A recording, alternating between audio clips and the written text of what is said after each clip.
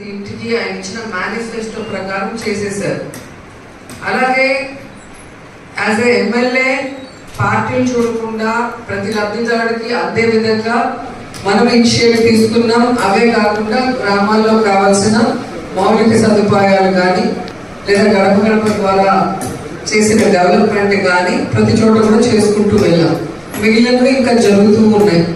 మన కృష్ణ సముద్రం నడుగుతూ వర్క్ జరుగుతుంది, కేబిఎం జరుగుతుంది. అవి కాకుండా ఈరోజు మేము కొత్తగా వెళ్ళి ఓటేయండి అనే పరిస్థితి చెప్తే వేసేది కాదు. ఎందుకంటే లోకల్గా మీకు తెలుసు ఎవరెవరు మన వాళ్ళు, ఎవరెవరు న్యూట్రల్స్, ఎవరెవరు పక్కా తెలుగుదేశం. మనం ఎన్ని పథకాలు ఇచ్చినా కొంతమంది మైండ్ సెట్ టీడీపీ అనే ఉంటుంది. మనమే మార్చలేదు. మాకేం రాకపోయినా పర్లేదు, మాకు ఆ పార్టీ ముఖ్యం. మీరు అన్ని మాకు ఇచ్చినా మాకు ఆ పార్టీ ముఖ్యం అనే వాటి భగవంతుడు కూడా మార్చలేదు. కాబట్టి వాళ్ళ గురించి పట్టించుకోవద్దండి. అలాంటి వాళ్ళ లిస్ట్ తీసి పక్కన పడేసి మన పార్టీ అంటే అభిమానం ఉన్నవాళ్ళు, రాజశేఖర రెడ్డి గారు, జగన్ గారు అంటే అభిమానం ఉన్నవాళ్ళు, మనమంటే అభిమానం ఉన్నవాళ్ళు. అలాగే ఎలక్షన్ అప్పుడు కొంతమంది ఎవరు గెలిస్తే వాళ్ళకి ఓటు వేయాలి అంటే మేము ఓటేసినోడు గెలిచినాడని చెప్పుకోవడానికి కొంతమంది ఉంటారు. సో అట్లాంటి వాళ్ళని మీరు మాట్లాడుకొని కన్విన్స్ చేసుకోవాల్సిన అవసరం ఉంటుంది. మేము వచ్చే లోపల ఎలక్షన్ ప్రచారం మీరు ఒక్కసారి మీ దగ్గర సచివాలయంలో ఉంటుంది లిస్టు, ఎవరెవరికి ఏం బెనిఫిట్స్ వచ్చినాయి అనేది. ఆ బెనిఫిట్స్ వచ్చిన వాళ్ళ ఇంటికి వెళ్ళి ఇన్నేళ్లలో ఎప్పుడు కూడా మీకు ఇన్ని బెనిఫిట్స్ ఎవరైనా చేసినారా, మేమందరం ఇక్కడ ఉన్నాం కాబట్టి అడ్డం పడలేదు కాబట్టి మీకు అన్నీ జరుగుతున్నాయి. అదే జన్మభూమి కమిటీ లాగా మేము అడ్డం పడుకొని అది చేయకూడదండి అని చెప్తే మీకు వచ్చుండేవి కాదు. కాబట్టి మీకోసం మేము పనిచేస్తున్నాం. ఇప్పుడు మా కోసం మీరు జగనన్నకి రోజులకి ఓటు వేయాలనేది మీరు ఇంట్లో ప్రతి ఇంట్లో కూడా ఒక 5 minutes కూర్చొని అందరినీ కూడా మాట్లాడి కన్విన్స్ చేసుకుంటే మేము ప్రచారానికి వచ్చినప్పుడు వాళ్ళందరూ కూడా ఉత్సాహంగా మాకు పాల్గొనే అవకాశం ఉంటుంది. లేదంటే మేము వచ్చేసి ఊరికే చెప్తే అది అవ్వదు. ఎందుకంటే ఫిక్స్ అయిపోయారంటే మళ్ళీ కష్టం. కాబట్టి ఈ 1 week టైంలో మీరందరూ చాలా యాక్టివ్ అవ్వాలి. మనకి అన్ని మండలాలు మీరు చూస్తున్నారు, గ్రూప్స్ లో పెడుతున్నారు. ప్రతి మండలంలో కూడా ఎవరి పంచాయతీ ఎవరి విలేజ్ లో వాళ్ళు తిరుగుతూనే ఒక మెయిన్ కమిటీ మండలం అంతా తిరుగుతూ ఎక్కడైనా మన వాళ్ళు అలిగున్నా, మన వాళ్ళు ఏదైనా అసంతృప్తిగా ఉన్నా, మన వాళ్ళకి రావాల్సిన బిల్స్ కానీ సిఎస్ఎంఎస్ ఫండ్స్ కానీ లేదా ఏదైనా చిన్న చిన్నవి వాళ్ళు కోరినవి జరగలేదు అని చెప్పి వాళ్ళు బాధలో ఉంటే వాళ్ళు వెళ్ళిపోయి మాట్లాడించి అలాంటివి ఏమన్నా ఉంటే మా దృష్టికి తీసుకొస్తే మేము వాళ్ళతో మాట్లాడి వాళ్ళకి ఏం చేయాలో మేము కన్విన్స్ చేసుకుంటాం. సో దానికి ఒక టీం మండలం అంతా తిరుగుతూ ఉండాలి. మిగతా వాళ్ళు వాళ్ళ విలేజ్ లో ఇప్పుడు ఎస్సీగా నేను మీరే చేసుకోవాలి, మేము వచ్చి ఏం చేసేది ఉండదు. అట్లాగే ఊర్లో వాళ్ళు ఊర్లోనే చేసుకోవాలి, బీసీ కాలం బీసీ. కాబట్టి అట్లా ఎవరి పని వాళ్ళు చేసుకుంటుంటే ఎవరికి డిస్టర్బ్ ఉండదు. ప్లస్ వర్క్ కూడా ఫాస్ట్ అప్ అవుతుంది. మీకు ఒక క్లారిటీ వస్తుంది, ఎవరు మన వాళ్ళు ఎవరు కాదనేది మీకు ఐడియా ఉంటుంది. సో దాన్ని బట్టి మనం ఎలక్షన్ చేయడం ఈజీ అవుతుంది. సో యాక్షన్ ఆఫ్ ప్లాన్ అనేది ఈసారి చాలా కేర్ఫుల్ గా ఉండాలి. ఏదో పాత కాలంలో లాగా పోయినామా, ఏదో డబ్బులు ఇచ్చేసినామా, మంది ఇచ్చేసినామా, వాడు వేస్తే వేసినాడు లేకపోతే లేదు అనేది ఇప్పుడు లేదు. ఇప్పుడు మొత్తం సిస్టమాటిక్ గా ఏ ఇంటికి ఎంత మందికి ఏమి ఇచ్చామనేది క్లారిటీ ఉంది. అలాంటప్పుడు మీకు మేము మంచి చేశాము, మళ్ళీ మంచి చేయడానికి మేము సిద్ధంగా ఉన్నాము, మాకు మరో అవకాశం ఇవ్వండి మా మేడంకి జగన్ గారికి అని చెప్పి మీరు అడగడంలో తప్పులేదు. రైట్ ట్రయల్ గా అడగచ్చు.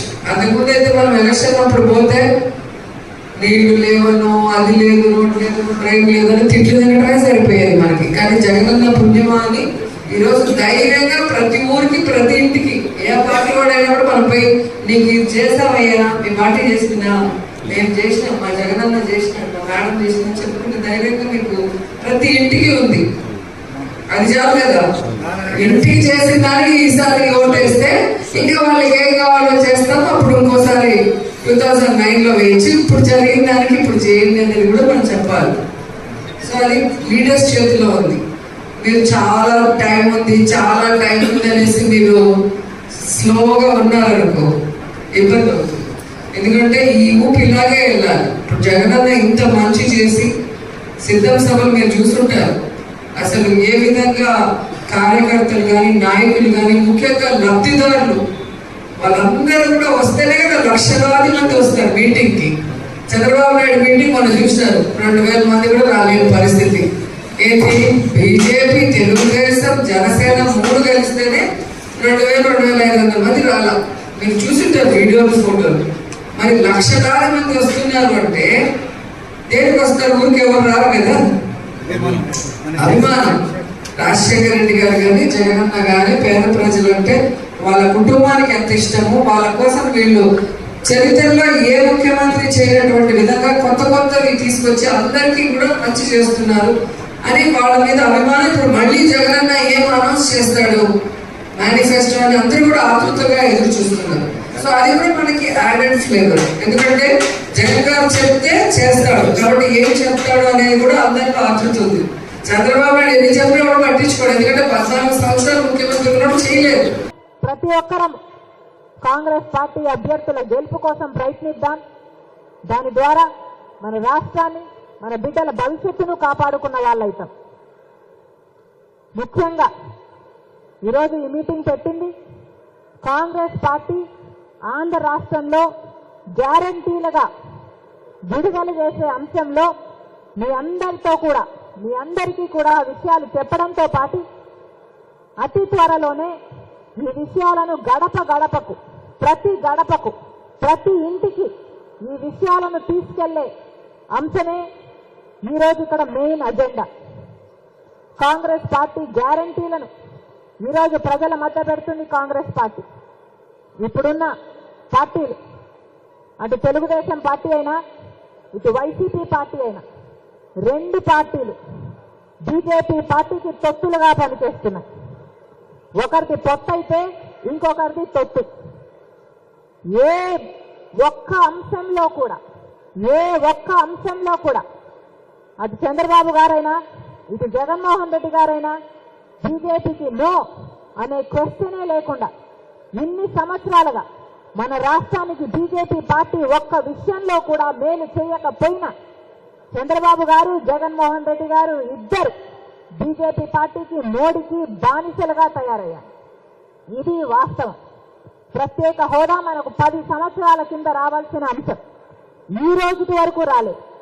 బీజేపీ పార్టీ మనకు ప్రత్యేక హోదా ఇవ్వకపోయినా, పోలవరం ప్రాజెక్ట్ ఇవ్వకపోయినా, రాజధాని కట్టే విషయంలో సహాయం చేయకపోయినా, కడపలో స్టీల్ ఫ్యాక్టరీ లేకపోయినా, ఏ ఒక్క అంశంలో కూడా మనకు సహాయం చేయకపోయినా కూడా ఒక పక్క తెలుగుదేశం పార్టీ, ఒక పక్క వైసీపీ పార్టీ, జగన్మోహన్ రెడ్డి గారైనా చంద్రబాబు గారైనా దొందే ఇద్దరు బీజేపీ పార్టీకి బానిసలు. చంద్రబాబు గారేమో పొత్తు పెట్టుకున్నారు 2014, మళ్ళీ విడాకులు తీసుకున్నాడు, ఇప్పుడు మళ్ళీ పొత్తు పెట్టుకుంటున్నారు. ఇది చంద్రబాబు గారి స్టోరీ అయితే, ఇక జగనన్న గారైతే నిర్మలా సీతారామన్ గారే జగనన్న గారిని మోడీ గారికి దత్తపు